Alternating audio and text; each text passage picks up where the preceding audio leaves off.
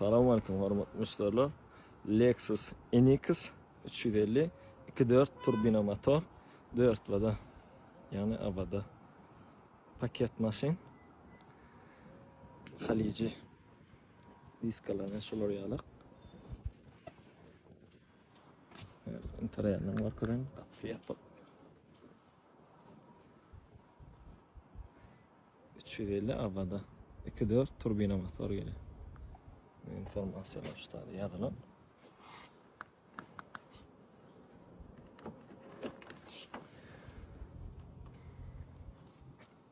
Bakoylar elektron açıp yapılıyor. Fin kodunu yapıptırlar. Paket masin bir 3 ayda rahat yok. Bu degan yalıq informasiya vermek hukmandan bunu. Adıl salon. Yük kat yok. Panorama. Yük yok. Bakası yukarıda yazılan bakadır. Qıdıqlanyanlarınız var olsa istek bilirseniz şular yalıq masinler alıp uğratıp beryandır. Sana sağ olun.